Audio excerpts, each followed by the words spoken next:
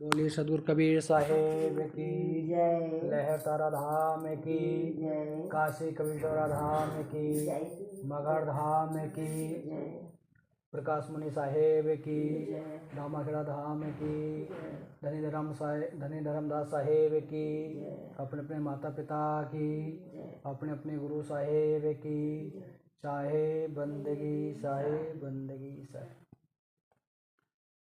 सदगुरु कबीर साहेब काशी में प्रकट क्यों होते हैं या क्या कारण रहता है काशी में ही प्रकट होने का? क्योंकि काशी को विद्वानों की नगरी कहा जाता है। आज भी 4 यूनिवर्सिटी है वहाँ। तो वहाँ पर पाखंडवाद भी सबसे ज़्यादा था। जातिवाद, पाखंडवाद, रूढ़िवाद सबसे ज़्यादा था। तो सदगुरु कबीर साहेब जो लहर तारा तालाब था उस समय वो 90 एकड़ के छोर में था जो गंगा नदी से मिलता था। तो कबीर साहब ब्रह्म मुहूर्त में लहर तारा नामक तालाब में प्रकट होते हैं और उनको प्रकट होते हुए केवल एक ही व्यक्ति ने देखा, स्वामी अष्टानंद जी ने, जो रामानंद जी के शिष्य थे। तो उन्होंने ये वार्ता अपने गुरु से बताई, रामानंद जी से, कि एक आकाश से प्रकाश का कुंज आया और लहर तारा में आकर ठहर गया। तो उनके गुरु कहे किसी न किसी महापुरुष का जगत कल्याण करने के लिए अवतरित हुआ है, प्रकट हुआ है। तो उसी समय ब्रह्म मुहूर्त में नीरू नीमा जो दंपत्ति झुलाए थे, नीरू अपनी पत्नी नीमा को पहली बार मैके से ससुराल लेके जा रहे थे। जेठ पूर्णिमा का दिन था, उस समय गर्मी का मौसम होता, प्यास सुबह ही लगने लगती है। तो उनको पानी पीने की जिज्ञासा होती है नीमा को। तो नीरू कहते भाई तालाब पास में है, पानी पी लीजिए। जब नीमा लहर तारा में जाती हैं तो कमल के पुष्प पर एक दिव्य बच्चा जिसके पास प्रकृति प्रकाश और शांति वातावरण होता है, तो वो देखती चारों तरफ की इस जंगल में या इस तालाब में इस बच्चे को कौन छोड़ गया। तो उनके मन में आता कि अगर हम भी इस बच्चे को छोड़ देंगे, अनदेखा कर देंगे, तो जीव जंतु उनकी हत्या कर सकते हैं, तो इसका पाप हमको लग जाएगा। क्योंकि हम तो उनके मन में काफ़ी विचार आते हैं। उसके बाद वो नीरू को जाके बताती हैं नीमा। तो दोनों में काफ़ी बहस होता है कि आप पहली बार मैके से ससुराल जा रही हैं, सामाजिक लोग क्या कहेगा। तो नीमा कहते हैं भाई समाज से मुझे क्या लेना देना, सतता आप जान रहे हैं, मैं जान रही हूँ और अल्लाह या भगवान जान रहा है। फिर दोनों में समझौता हो जाता है। कबीर साहब को बाल रूप में उठाकर नीरू नीमा दंपति झुलाए, जिसको आज कबीर चौरा कहते हैं, नीरू टीला पर ले आते हैं। नीरू टीला पे ही कबीर साहब का पालन पोषण हुआ। वो वहीं से देश दुनिया में प्रचार प्रसार किए और जो आज बीजक मंदिर बना है जिसको कबीर चौरा कहते हैं, वहीं पर बैठकर कबीर साहब ज्ञान लोगों को देते थे। मगहर क्यों आए या मगहर आने का कारण क्या रहा? क्योंकि कबीर साहब के समकाल से पहले मगहर की जो भूमि है बौद्ध भूमि रही, बौद्धिस्ट, जो बोध गया से लेकर लुम्बिनी, कुशीनगर, गोरखपुर, अयोध्या और मगहर के रास्ते से श्रावस्ती जाते थे। तो मगहर के जो कुछ लोग थे उन संतों को परेशान करते थे। तो बौद्धि संत लोगों ने उस क्षेत्र का नाम डाला मार्ग हर। मार्ग माने रास्ता, हर माने समान। रास्ते में लूटने वाले लोग या परेशान करने वाले लोग। तो उस समय बौद्ध धर्म देश दुनिया में बहुत प्रचार प्रसार करता है। सभी जाति के लोग, सभी धर्मों के लोग बौद्धिस्ट होने लगते हैं। तो उसी में जो काशी के पंडा पुजारी होते हैं या काशी के लोग होते हैं, उनके मन में आता कि सभी लोग बौद्धिस्ट होने लगेंगे तो फिर हम लोगों का धंधा पानी चौपट हो जाएगा कर्मकांड का। तो लोगों के मन को कन्वर्ट करने के लिए और काशी की तरफ आस्था जोड़ने के लिए काशी के लोग उसमें एक बात फैलाते हैं कि जो काशी मरेगा मोक्ष पाएगा, जो मगहर मरेगा नरक जाएगा। ऐसी कथा गांव-गांव में वो लोग फैला देते हैं। तो लोग मोक्ष के चक्कर में काशी जाकर शरीर त्यागने लगते हैं। परंपरा चालू हो जाती है।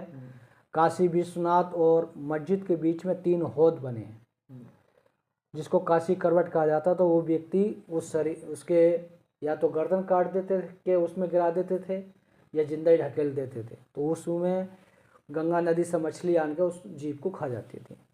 ये उन लोग काशी के लोगों ने जिंदे जी मोक्ष देने का तरीका बनाया था। बात को इसको फिर अंग्रेज सरकार ने बंद किया। परंपरा चालू हुई, लोग काशी आने लगे। तो कबीर साहब के आने से पहले और संत भी आए मगहर पर क्षेत्र में। तो उन संतों ने पानी मांगा। तो पानी की जगह उधर के जो पशु चराने वाले चारागाह लोग हुए मगहर के, उन्होंने पानी न देकर उन संतों के बर्तन में मिट्टी या धूल भर के दे दिया। तो उन संतों के मुख से शब्द निकल गया कि आज से क्षेत्र में सूखा पड़ेगा या धूल उड़ेगा। उस समय के बाद उस क्षेत्र में धीरे धीरे वर्षा कम होने लगी। जब वर्षा कम होने लगी तो काफ़ी उपचार भी किए गए, सभी धर्मों के अनुसार पूजा पद्धति की गई, लेकिन वर्षा फिर भी नहीं हुआ। वर्षा नहीं हुआ तो काफ़ी उपचार किया, फिर भी नहीं हुआ। फिर वहाँ का जो राजा हुआ बिजली का पठान, जनता दरबार लगाया। उस जनता दरबार में सभी परंपराओं के साधु संत लोग आए। साधु संतों ने कहा भी हम लोगों में इतनी शक्ति नहीं जो वर्षा करा सकें, लेकिन काशी में कबीर साहब रहते, अगर उनके पास जाएंगे कुछ ना कुछ समस्या का निदान हो जाएगा। फिर वहाँ का जो राजा बिजली का पठान अपने साथियों साथ ले कबीरचौरा बनारस जाते हैं। वो पूरी व्यवस्था बताते हैं कि कुछ लोगों ने साधु संतों को सताया, उनकी वाणी वचन से क्षेत्र में सूखा पड़ा, जनता परेशान है। और कुछ साधु संतों ने कहा कि आपके चलने पर या वहाँ रहने पर वर्षा हो सकती है। तो कबीर साहब कहते हैं बिजली खां से, भाई हमारे चलने पर या वहाँ रहने वर्षा हो सकती है तो हम बस चलते हैं। तो जैसे ही कबीर साहब काशी से मगहर के लिए चलते हैं, उस समय के काशी के लोग वही बात कबीर साहब के सामने रखते हैं कि आपका वृद्ध शरीर है और आप ऐसी जगह जा रहे, लोग मरने के बाद नरक जाते हैं। वो ऐसी मातृभूमि को छोड़ के जा रहे, लोग मरने के बाद स्वर्ग जाते हैं या मोक्ष पाते हैं। तो कबीर साहब चिंतन करते हैं, कहते कोई अनपढ़ व्यक्ति कहे है या कोई बच्चा कहे तो मानना ठीक है। जो लोग वेद शास्त्र गीता पुराण सब जानते हैं, अपने को महाज्ञानी महापंडित कहते हैं, वो भी ऐसी पाखंडी बातें कर रहे हैं तो आम समाज कहाँ जाएगा।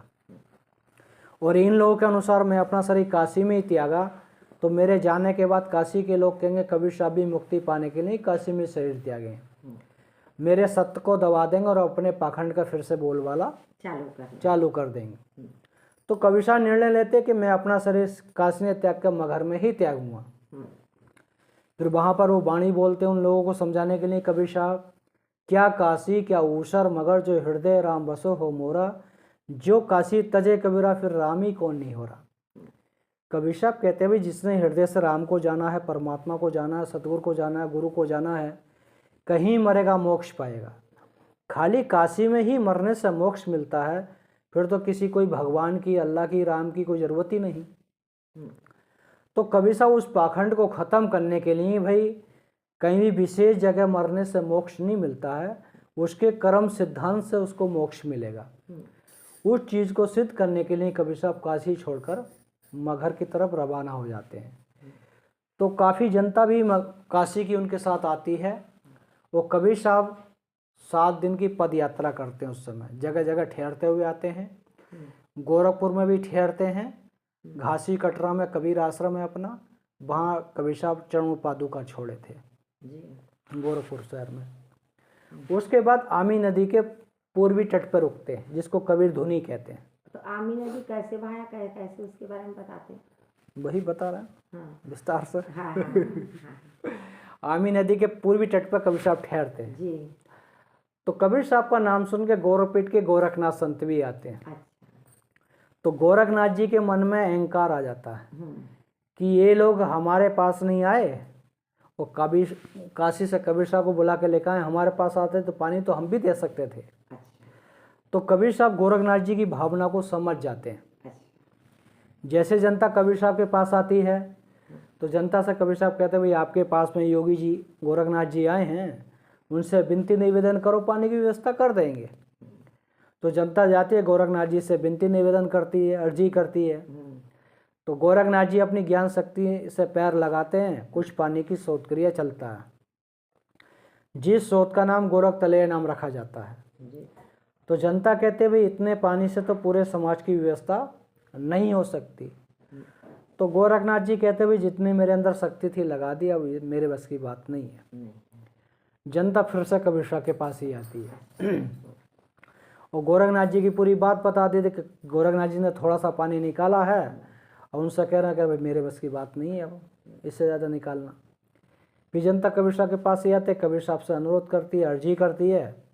तो कबीर साहब अपने ध्यान में जाते हैं, अपनी ध्यान धुन से वर्षा कराते हैं अपनी शक्ति से, जिसको कहते हैं कबीर धुनी का मतलब आत्मा धुन।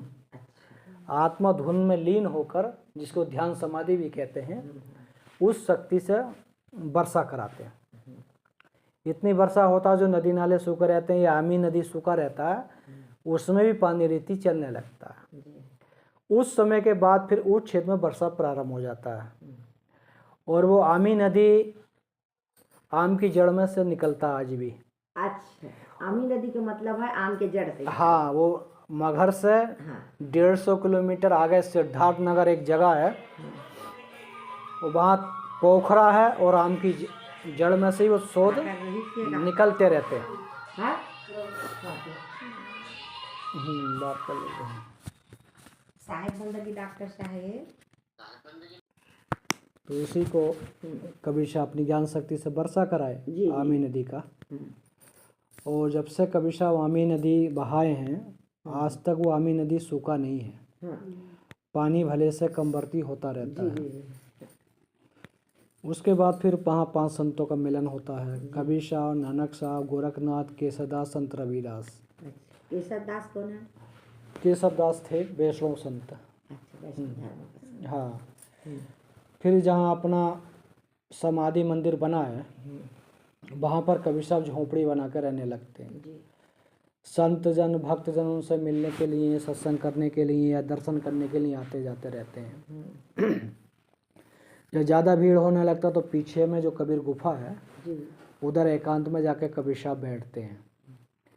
जब उनका जाने का समय होता तो पूर्ण तिथि बता देते। जो भी ज्ञानी संत होते हैं या ज्ञानी भक्त होते हैं तो उनको अपनी ज्ञान शक्ति से पता चल जाता है किस दिन मेरा शरीर छूटेगा। तो सदगुरु कबीर साहब भी पहले से ही बता देते हैं। तो उस तिथि पर बनारस के राजा बीर सिंह बघेल को पता चल जाता, वो भी आ जाते हैं। बिजली खां पठान को पता चलता, वो भी आ जाते हैं। और अन्य संतजन भक्तजन भी उपस्थित होते हैं। तो कबीर साहब कहते भी हमारा अब जाने का अब अंत समय है, हम झोंपड़ी में जा रहे हैं। जब तक आप लोगों को लगे कि हम जीवित हैं, जब तक झोंपड़ी नहीं खोल के देखना। जब आप लोगों को लगे कि हम चले गए तो झोंपड़ी खोल कर देख लेना। इतना कहने बाद कबीर साहब झोंपड़ी में अंदर चले जाते हैं, झोंपड़ी बाहर से बंद करा देते हैं। जब तक लोगों को महसूस होता कबीर साहब जीवित हैं, कोई विचार नहीं किया जाता। जब लोगों को लगता कबीर साहब चले गए तो खोलने का विचार किया जाता है। तो खोलने से पहले ही दोनों धर्मों में उनके देह संस्कार को लेकर विवाद चालू हो जाता है। हिंदू राजा कहते हैं हमारे गुरु थे, हम इनको समाधि देकर मंदिर बनाएंगे। मुस्लिम राजा कहते नहीं भाई हमारे गुरु थे, हमारे पीर थे, हमारे धर्म में इनका पालन पोषण हुआ, हम इनको दफना के मजार बनाएंगे। यही दोनों में टकराव चलने लगा और कोई भी किसी की बात पर समझौता नहीं करता। फिर दोनों में निर्णय होता कि अभी युद्ध करेंगे, युद्ध में जो जीतेगा वही देह संस्कार करेगा। जो इतनी बात आती है, दोनों समाज के राजा आमने सामने तलवार लेकर तैयार हो जाते हैं। फिर उसी परिस्थिति में उस विवाद को ख़त्म करने के लिए सदगुरु कबीर साहब अपने शरीर का परिवर्तन करते हैं और आकाशवाणी करते हैं, खोलो पर्दा है नहीं मुर्दा, युद्ध मिथ्या तुम कर डाली, सुन के वाणी अचर निशानी, देख निशानी कर डाली, रोबे पर बिना हाथ मत चीना। तो दोनों विमर्श करते हैं भाई अब पहले झोंपड़ी खोलेंगे फिर झगड़ा करेंगे। झोंपड़ी खोल के देखते तो फूल और चादर मिलता है, शरीर नहीं। उसी से हिंदू राजा बीर सिंह बघेल समाधि मंदिर बना देते हैं वो मुस्लिम राजा बिजली खां पठान मज़ार बना देते हैं। वो कुछ फूल लाके काशी के राजा कबीर चौरा बनारस में भी कबीर साहब का समाधि बनाया गया है। तो कबीर साहब अपनी ज्ञान शक्ति से प्रकट हुए और अपनी ज्ञान शक्ति से अंतर ध्यान हो गए। और जो भी कबीर साहब के ज्ञान मार्ग पर चलेगा, उनके भक्ति मार्ग पर चलेगा, सत्य पर चलेगा, उसके अंदर भी वो शक्ति ऊर्जा प्रकट हो सकती है। लेकिन उस मार्ग पर हम चलेंगे तो जिसको कबीर साहब ने स्वयं कहा कि ये मन निर्मल भया जैसे गंगा नीर, पाछे पाछे हरि फिरे कहत कबीर कबीर। क्यों कहा? क्योंकि किसी जिज्ञासु ने या किसी भगत ने कबीर साहब से पूछा होगा काशी में कि मैं भगवान को पूरे संसार में ढूंढ लिया, तीर्थों में, धामों में, नदियों में, पर्वतों में, पहाड़ों में, कहीं भी मुझको भगवान नहीं मिला। तो कबीर साहब उस वाणी के माध्यम से उसको उत्तर दे रहे हैं कि ये मन निर्मल भया जैसे गंगा नीर, पाछे पाछे हरि फिरे कहत कबीर कबीर। जैसे कबीर साहब कहते ये मन निर्मल भया जैसे गंगा है। गंगा नदी को हिंदू रीति रिवाज में सबसे शुद्ध माना जाता है। उसके अंदर मुर्दे भी डालते हैं, जीव जंतु भी रहते हैं, कीड़े मकोड़े भी मरते हैं, लेकिन फिर भी उस पानी को लाके हम अपने घर पर रखते हैं, स्वस्थ मानते, पवित्र मानते हैं। तो कबीर साहब कहते हैं भाई अपने मन को ऐसे कर लो जैसे गंगा नीर। गंगा के जल में हम कितनी गंदगी डालते हैं, फिर भी पानी गंदा नहीं होता। ऐसी अगर हम अपने मन को शांत कर लेंगे, विकारों से मुक्त कर लेंगे, कोई गाली दे, कोई हमारी निंदा करे, कोई हमारी बेईमानी कर ले, वो हमारे मन की शांति बनी रहे, मन में हलचल ना हो विकारों की। जैसे गंगा नीर, जैसे गंगा का नीर शीतल होता है, ऐसी अगर हमारा मन भी शीतल हो जाएगा, विकारों से मुक्त हो जाएगा, पाछे पाछे हरि फिरे कहत कबीर कबीर। कबीर साहब कहते हैं कि उस परिस्थिति में आपके भगवान आपके पीछे पीछे घूमेंगे। कैसे घूमेंगे?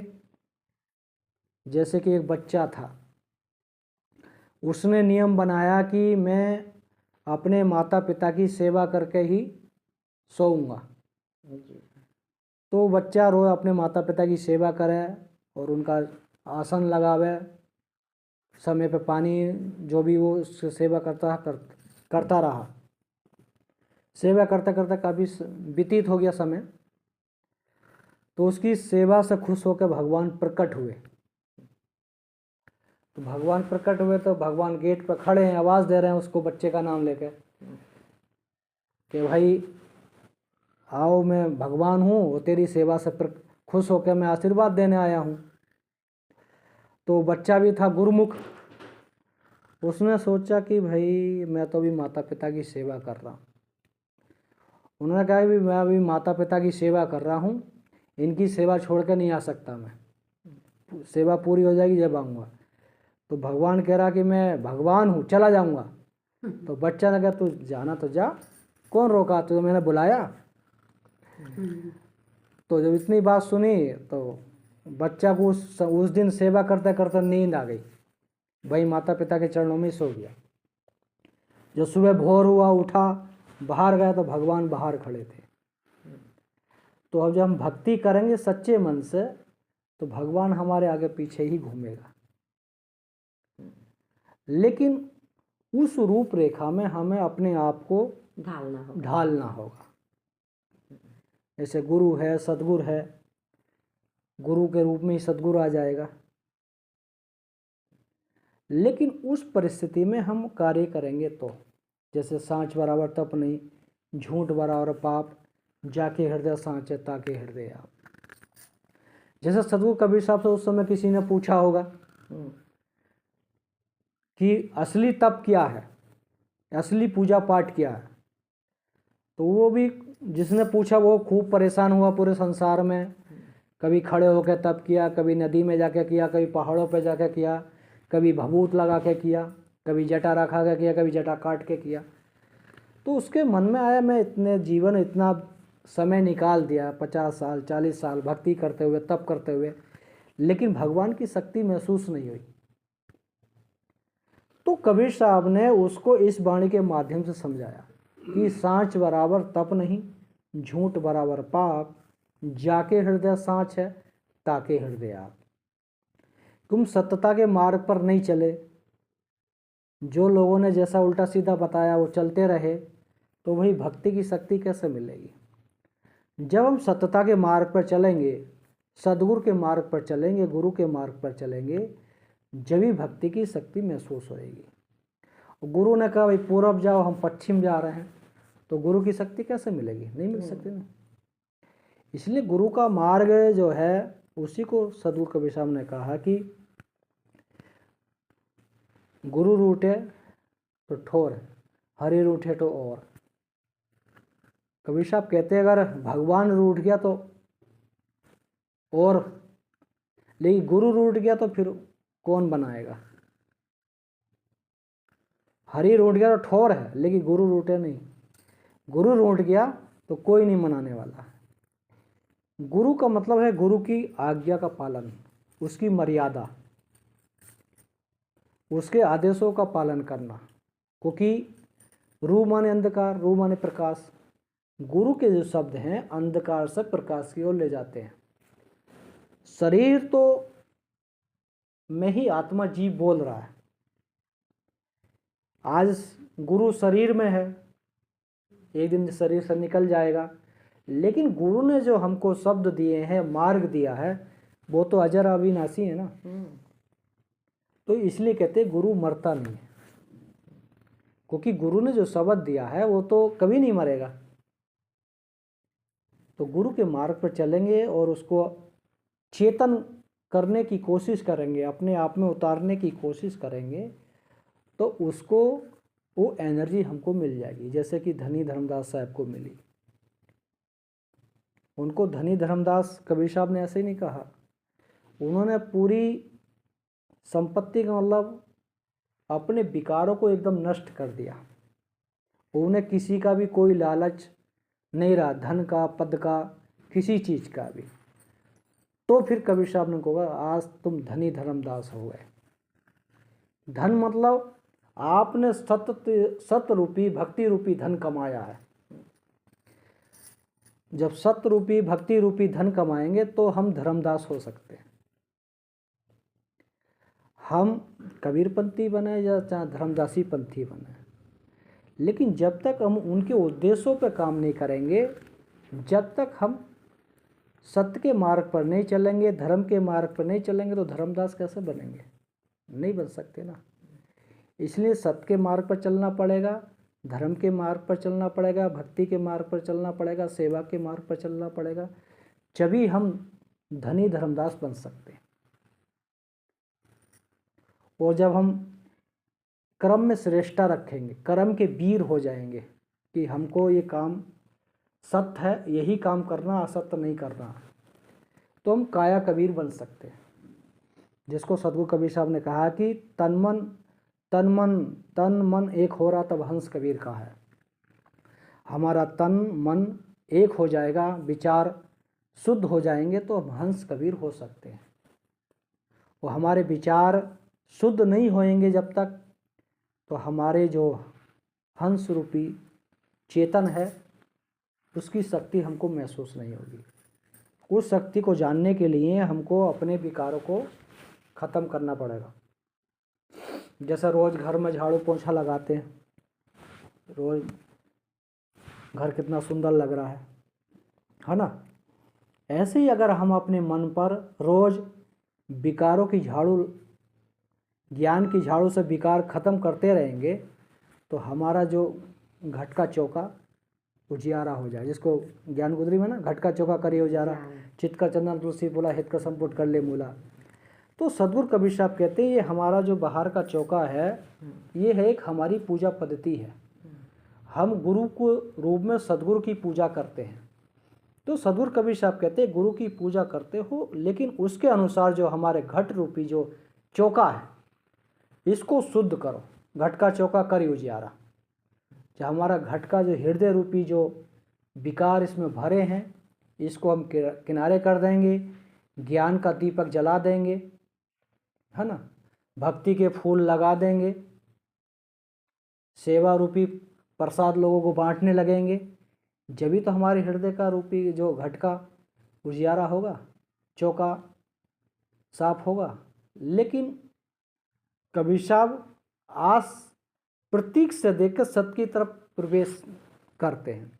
ज्ञान गोदरी में पूरा भक्ति की शैली है, उसमें पूरा बता दिया है कि कैसे भक्ति करना है, कैसे अपने मन को शुद्ध करना है, कैसे क्या करना है।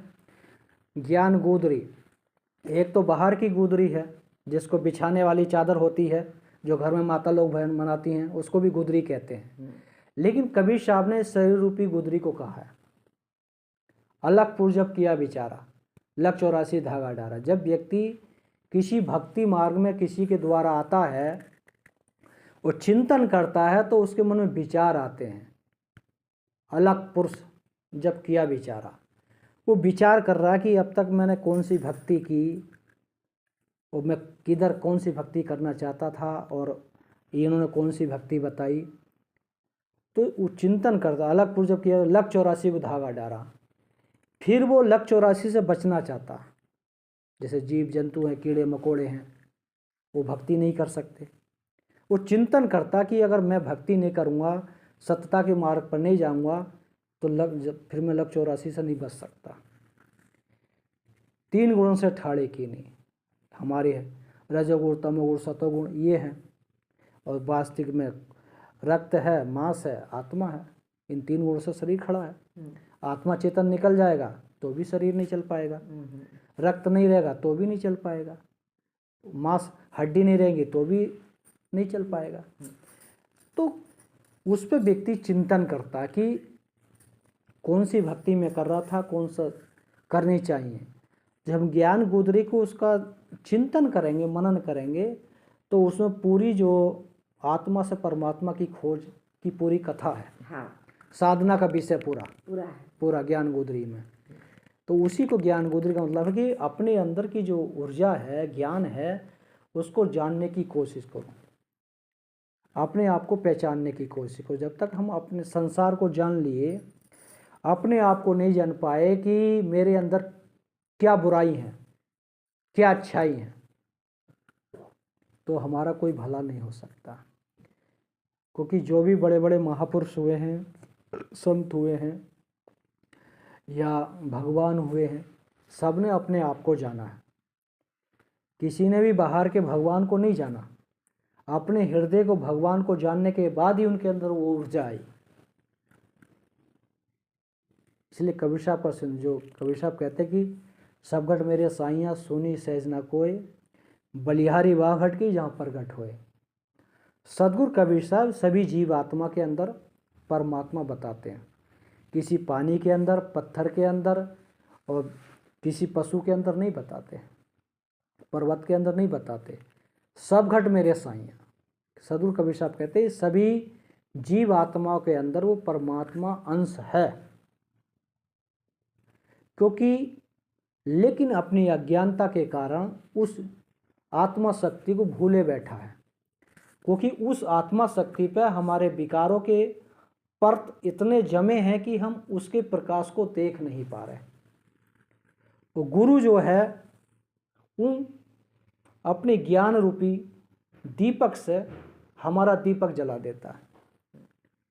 और जब हम भक्ति धीरे धीरे भक्ति करने लगते हैं, प्रकाश होने लगता है, तो हम अपने विकारों को जानने लगते हैं। और विकारों को वही जानता है जो सत्य की राह पर चलने लगेगा। अपनी गलती जब भी पकड़ सकता है अपना, जिसको कबीर साहब कहते हैं ना, जैसे कि अब संगम मेला लग रहा है, कुंभ मेला, तो कबीर साहब ने कौन से त्रिवेणी घाट को कहा है? इगला पिघला ये सुषमा नारी, इसी को त्रिवेणी कहा है। यही इनका तीनों का संगम होता है ना, जो ध्यान करते हैं। तो कबीर साहब के त्रिवेणी के घाटे ना हूँ आया ना ज्ञान गोदरी में। हाँ, तो जब हम उस ध्यान समाधि में त्रिवेणी के घाट नहाएंगे, तो हमारी जो कुंडली जागृत होने लगेंगे। योगी आप में बूझा, इगला पिघला के घर जाए सुषमनी निरय ठहराई। हम तब विचारा। तो ये सब साधना का है उसमें पूरा। हम साधना करेंगे तो ये ज्ञान गुदरी पूरी समझ में आ जाएगी। हाँ। और हमारी जो जागृति शक्ति जो है ओपन होने लगेगी। फिर जैसे कहते हैं ना योगी आप में बूझे, तो वो अपने आप में उन चीज को जानने लगेगा, अपने भविष्य को, जिसको कहते हैं कुंडली जागृत होना और या तीसरा नेत्र खुल जाना। अलग अलग संतों ने अपनी अपनी भाषा में कहा। तो कबीर साहब उसको कहते हैं योगी आप में बूझे। तो उसका वो रहस्य स्वयं जानेगा। जिसको गूंगा व्यक्ति हो उसको गुड़ खाने के लिए दे दो, उससे पूछो कैसा रसा, तो वो तो मुस्कुराएगा, कुछ बोल नहीं सकता। ऐसी वो साधना का भी विषय है। तो जब उस परिस्थिति में जाएगा व्यक्ति, तो उस रहस्य को खुद ही जानेगा। वो कबीर साहब की वाणी भी हमारी जब ही समझ में आएंगी जब हम सत्य के मार्ग पर चलेंगे। कबीर साहब की वाणी, कोई सी भी वाणी लो, सब मोक्ष मंत्र हैं। हाँ। कोई सी वाणी पकड़ के उसके सिद्धांत के अनुसार चलने लगेंगे तो हर वाणी मोक्ष का द्वार है। जिसको कबीर साहब ने कहा कि कबीरा खड़ा बाजार में मांगे सबकी खैर, ना काऊ से दोस्ती ना काऊ से बैर। अगर हमारी ऐसी परिस्थिति आ गई तो ना किसी से दोस्ती रहेगी ना बैर रहेगा, हम समान हो जाएंगे। जिसको कहते हैं बराबर गुजराती में। जो बराबर हो गए तो हमारे पाप और पुण्य से कोई मतलब ही नहीं हमको तो सत्य से मतलब है। तो उस परिस्थिति में जाएंगे तो एक अनुभूति अलग होती है उसका। भक्ति करने में भी आनंद लगेगा, सेवा करने में भी आनंद लगेगा, घर का काम करने में भी आनंद लगेगा। जिसको कबीर साहब कहते हैं जो करो सो पूजा।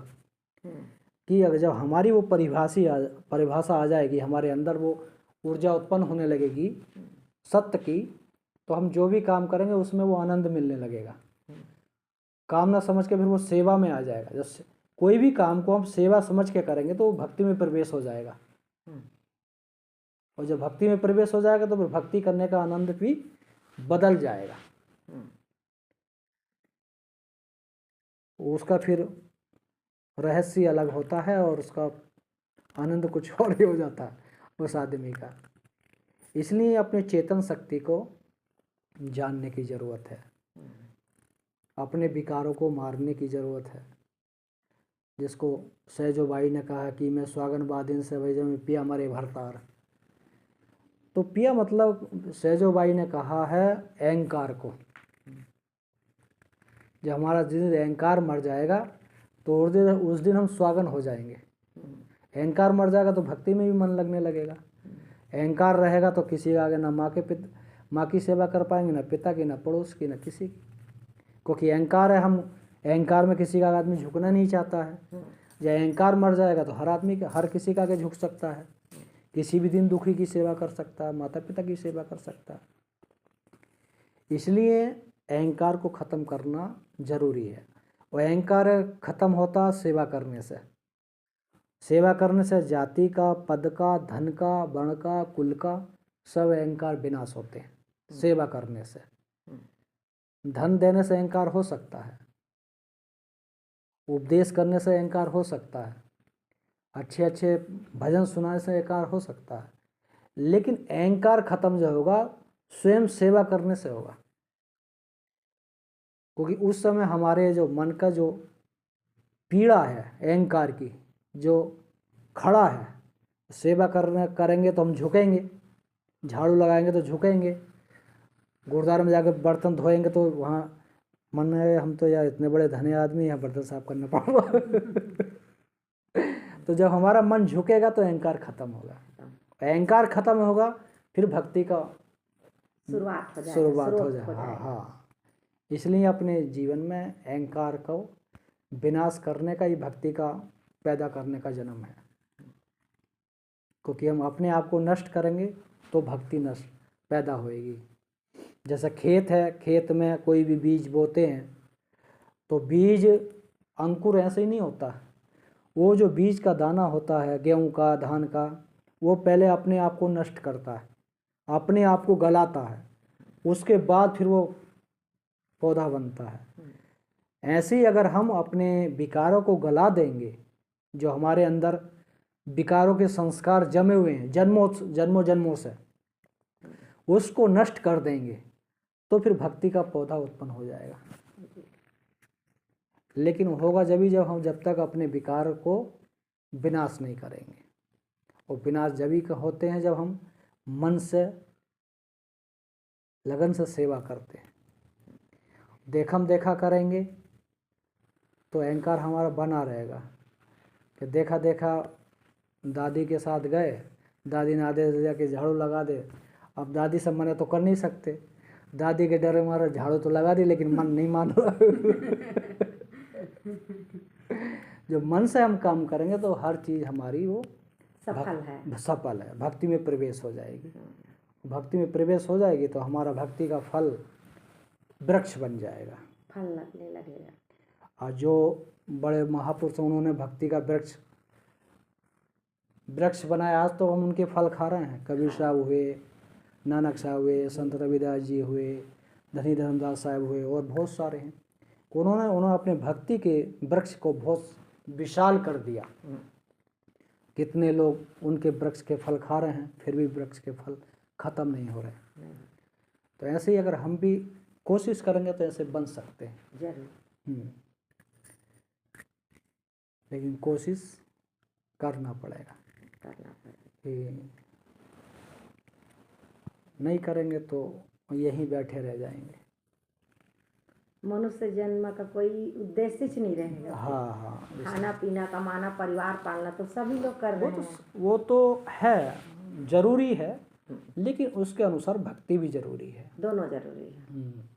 लोक परलोक दोनों की जरूरत है, क्योंकि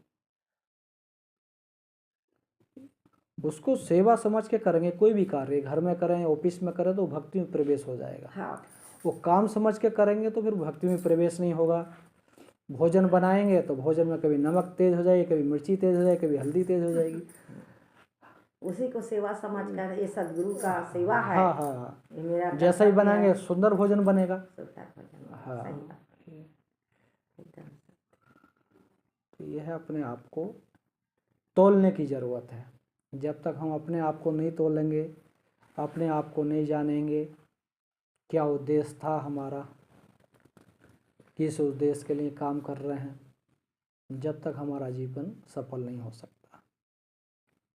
पढ़ना भी ज़रूरी है, धन कमाना भी ज़रूरी है, लेकिन माया मत कमाओ। धन और माया में अंतर है। धन है अपनी मेहनत का। हम ऑफिस में काम कर रहे हैं, सरकार वेतन दे रही है, वो हमारा धन है। वो हम किसी का हक मार के ला रहे हैं तो वो माया है। कबीर साहब कहते हैं धन खूब कमाओ, लेकिन माया नहीं, माया से दूर रहो। जिसको कबीर साहब ने कहा माया माँ ठगनी, केशों के घर कमला हो बैठी, शिव के घर हो भवानी।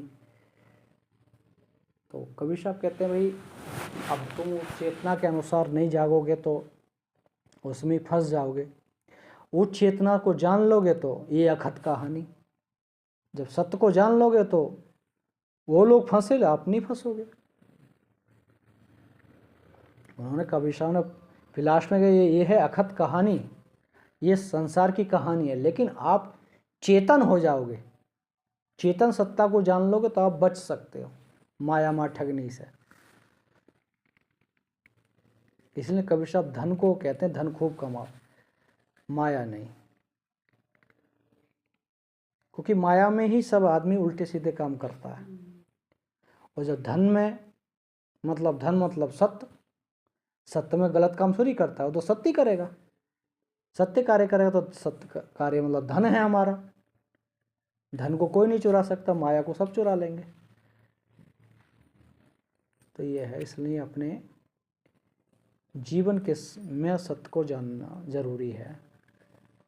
जब तक हम अपने जीवन में सत्य को नहीं जानेंगे, जीवन हमारा पूर्ण सफलता प्राप्त में नहीं पाएगा।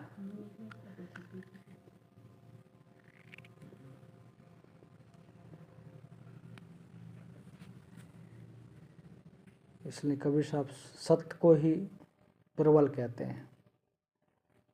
क्योंकि जो भी वाणी है कबीर साहब की सत्य की ओर ले जाती हैं, वो आत्मा से परमात्मा की ओर खोज वाणी साहिब की दिखाती हैं। अंत जो शब्द के नारी हरि ब्रह्मा ताके त्रिपुरारी तेहु न जाने आदि अंता। कबीर साहब कहते हैं कि ब्रह्मा विष्णु महेश ये भी आदि अंत नहीं जाने, अंत जो शब्द के नारी, इसलिए आप उसको जानने की कोशिश करो। अंतर ज्योति तो बोल रही है एक शब्द, ये शब्द बोल रहा है, नारी मतलब माया, इसमें फंस जाता आदमी, अपनी चेतन शक्ति को भूल जाता है। तो ब्रह्मा विष्णु महेश भी अपनी शक्ति को भूल गए थे। उनका जब इतिहास पढ़ेंगे तो उन्होंने अपने जीवन में काफ़ी लोगों की हत्या की, राम ने भी की, कृष्ण ने भी की, शंकर जी ने भी की, विष्णु ने भी की, फिर अपनी चेतन शक्ति को कहाँ जान पाए। उसी को कहा कि वो भी न जाने आदि अंता, पूरी सत्य की खोज वो भी नहीं कर पाए, वो भी माया में फंस गए। तो इसलिए अपने जीवन में सत्य की खोज करते रहेंगे तो जीवन हमारा धन हो जाएगा।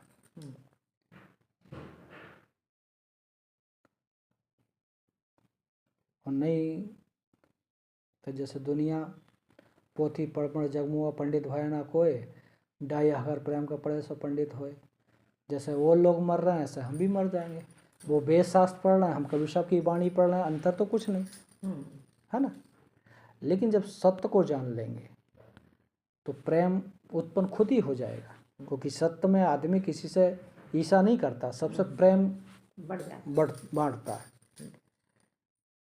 उसी को ढाई अक्षर कहते हैं। ढाई अक्षर में एक तो आता सत्य, सत्य ढाई अक्षर है, संत ढाई अक्षर है, राम ढाई अक्षर है। या तो राम को जान लो, आत्मा राम को, तो प्रेम खुद ही उत्पन्न हो जाएगा, या सत्य तय अंत सत्य को जान लो तो प्रेम अपना आप उत्पन्न हो जाएगा, सत्य को जान लो तो भी हो जाएगा।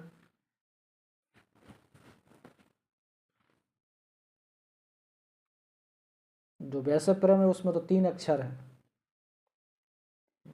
लेकिन ढाई अक्षर आते हैं, संत में आते हैं, सत्य में आते हैं, राम में आते हैं।